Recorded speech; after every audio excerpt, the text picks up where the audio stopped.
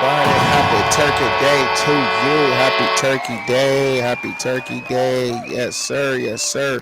What's going on? Hope everybody is doing their thing out there. Y'all already know, man, what time it is, man. Truck and Chubby, man, had an excellent first half, first round of plates. Y'all already know you got to get more than one round, right? You know what I'm saying? Thankful for a lot today, and I hope that y'all are too. But none other, man, got a show to do. Bring as much content to y'all as possible throughout the week. Y'all already know how I'm giving it up. And so with that being said, there was some things that's been going on. So, I got to put up the fair use. And then after I put up the fair use, man, we'll get right up into all of that. You heard me? So we get the fair use going up there, got to put the copyright disclaimer up because I'm about to show video, and all of that. Welcome to the Fast Point of View podcast with your host, the most unknown podcaster there is, Truckin' Chubby, a.k.a. Clarence Hampton III. Clarence Hampton III, a.k.a. Truckin' Chubby. Like and subscribe. Let's go. Thanks for watching in advance, people. So there's been some things that's been going on out there, obviously, right? As you can see, I got a video of Willie Gaines up. This is one of the players that played for Coach Prime in the Colorado Buffaloes. He's saying his disdain, and then I'll get into a little bit of Willie Gaines. So let me see if I can play this video for y'all first. I sit back and watch everybody, bro. I do something different. I do what they mess up on, bro. I go do that right, bro. Like, bro, Nate, I got 3.7 GPA, bitch. I go to everything, bro. Like, I don't know what it is, bro. Like, bro, it's so crazy because, like, bro, when you don't know what it is, bro, that's what makes it so hard. Like what? Like, bro, I even ask myself, like, bitch, fuck, I'm doing everything right. Like, I'm straight. I'm being straight. Before I even went to Jackson, when I was in JUCO, I was straight. Even if I wasn't straight, like, man, really straight. Bro, I'm really like that way. You can go, bro. My daddy got me since I was 4 years old, but you can go, I got tapes since I was 4 up to now. Really like that. Well, not a lot of you. I never folded when the pressure came on me either. On my mom. I could have folded in JUCO. No, I'm gonna train myself. Anyways, I'm straight. I got a trainer right now. I got the best trainer out here. Talking about, I'm really, for sure. I got you, Brody. Now, I want to say shout out to the film room for that coverage right there of hell, man. Saying shout out to them. Now, a little bit about this young man, Willie Gaines, right here, man. He went on to talk about his, express his disdain of him not hitting the field. When Willie Gaines, and shout out to the Coach JB show and all them, he didn't like the way he spoke about that and the way he went about that. And sometimes, dealing with the media, sometimes is like the only way that people actually respond to you and what's going on. Now, I do want to say this, right? Now, I understand the way of showing your disdain out there and everything, and putting it out there in that kind of way, and the way that he was talking, but he was talking to some of his peoples from the hood. He really wasn't, in front of no cameras or anything, and I doubt he would be talking like that in front of cameras. How, you know what I'm saying? However, it didn't look right, Willie, the way it was coming out. And when you are talking about your profession and speaking on your profession, you know what I'm saying? A lot of us out here expect you to be professional, but I see I see where he coming from, because just a little bit about Willie Gaines. He came from Jackson State University with Coach Prime. Now, in September, the very first game, September 2022, when they played Florida A&M, he had 2 receptions for 49 yards. He had a long catch, 37 yards. He was a bailout guy for Shador. I'm gonna just put it that way. He didn't touch the ball a lot every game, but he was a bailout for Shador, and when he did touch the ball, he made valuable time of it, like when they played the Tennessee State in 2022. He had 1 catch for 27 yards. the only catch he had, but it was for a touchdown. Versus Grambling, he had 2 receptions, 89 yards. He had 1 touchdown. Had a long catch of 86 yards that game. Mississippi Valley State, these all SWAC schools, okay?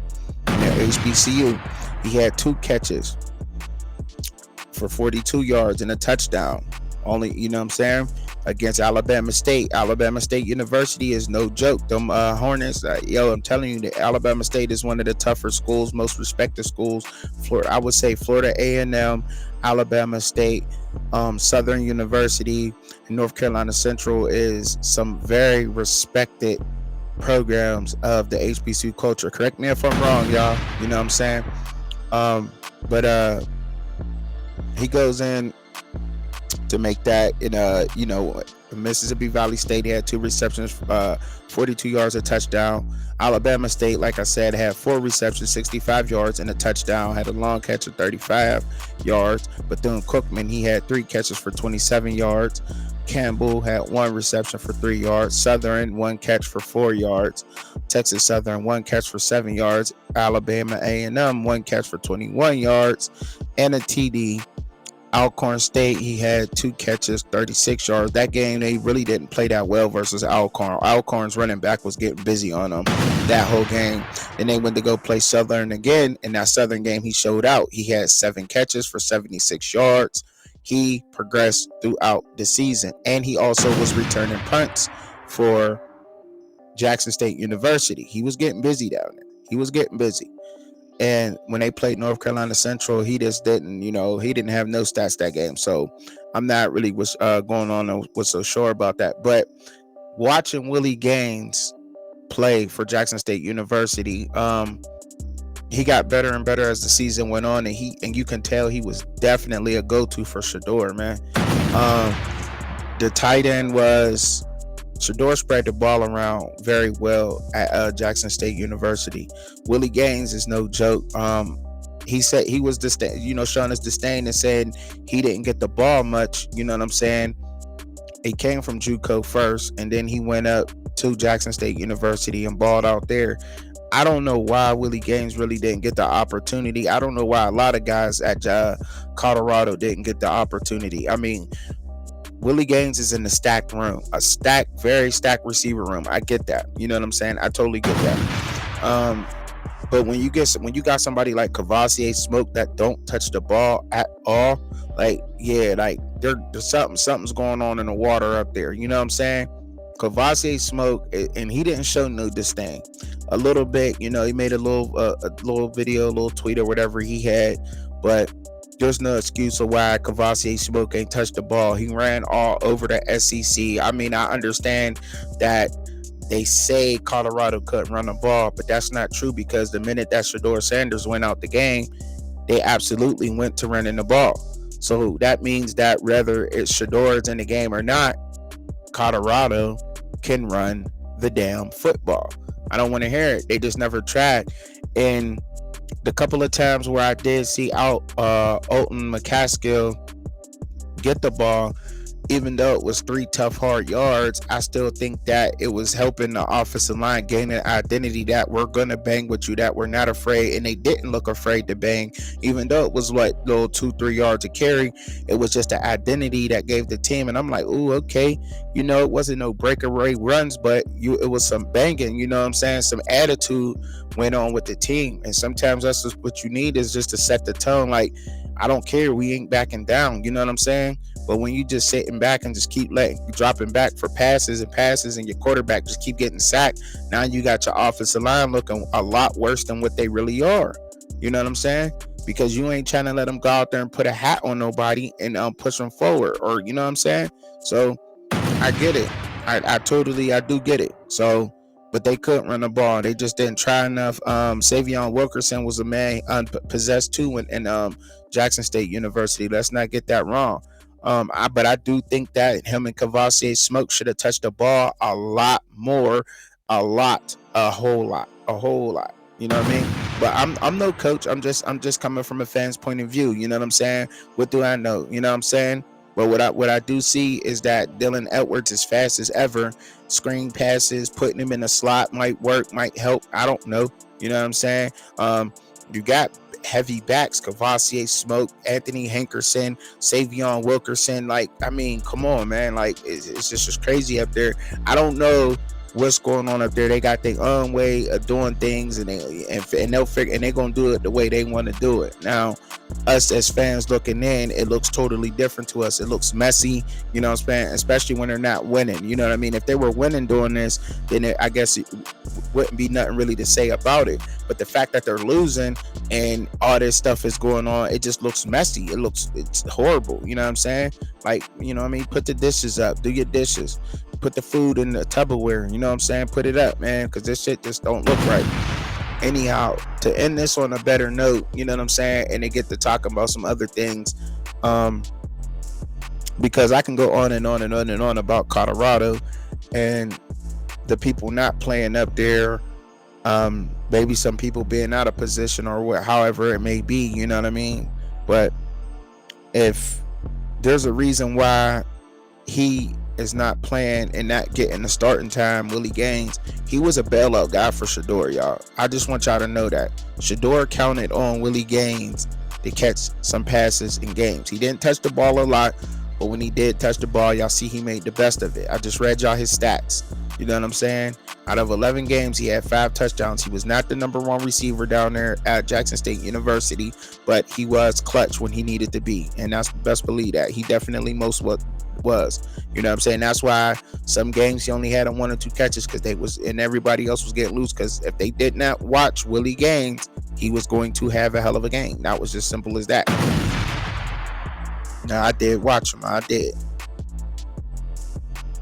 Now, this next slide that I'm going to show, you know what I'm saying? I'm trying to get it pulled up here. If I can get it pulled up here, this next little slide. I'm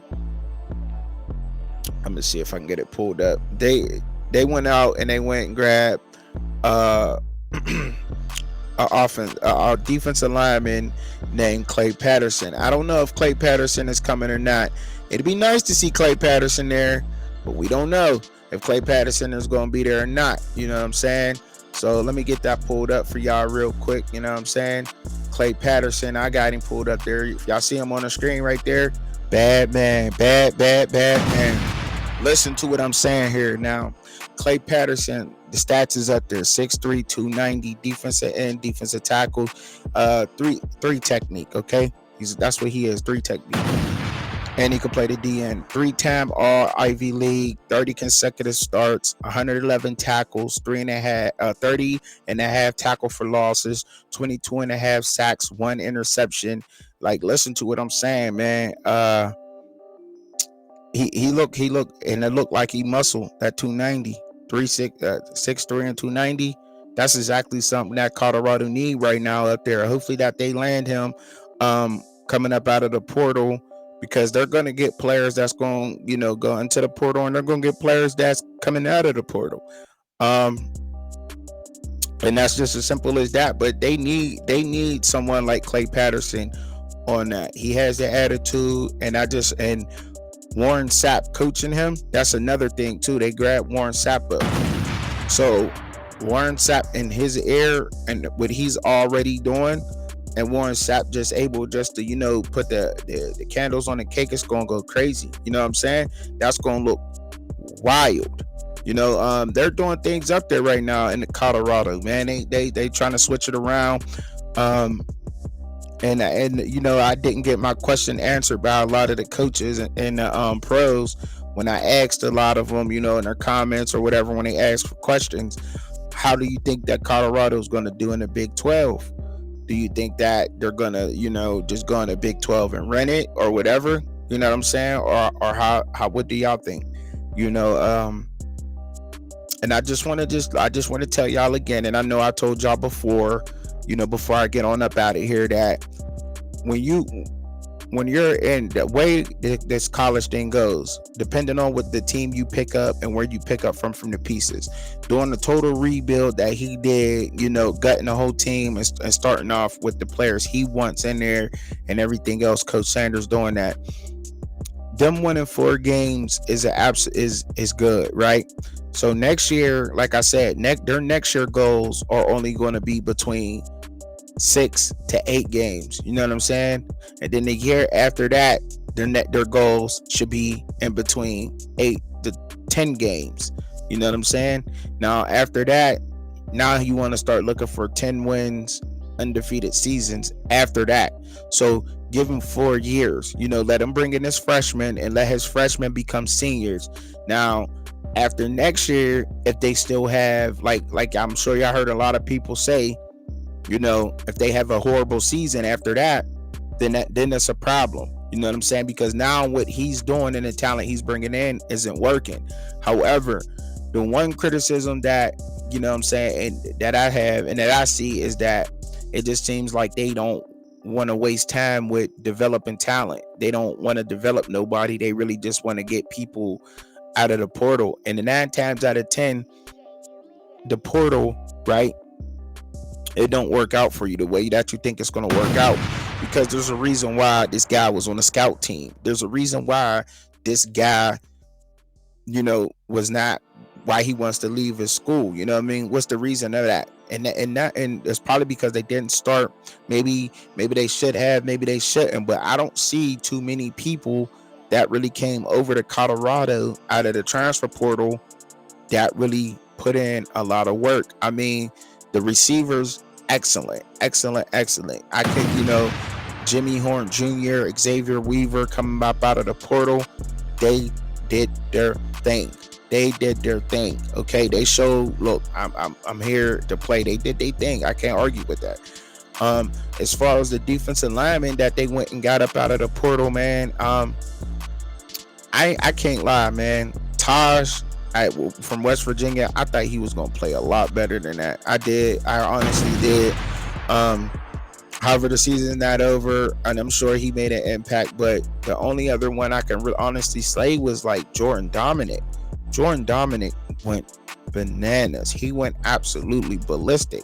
Jordan Dominic stepped up in ways like, man, like I didn't even think it was possible for him to play like that, but he did. He has made the best of his opportunities. But everybody else that they said that was going to do something off that D-line, the years was shitty. And I'm just being honest. You know what I mean? Like from watching the games to, to stats, it was just that, But look, happy Thanksgiving to everybody up out there, man. I don't want to be out here too long, because I could be, and I could keep going on and on about this, man. Y'all already know what time it is. Make sure y'all like, share, subscribe, and all that good stuff. Truck and Chubby up out of here. Peace.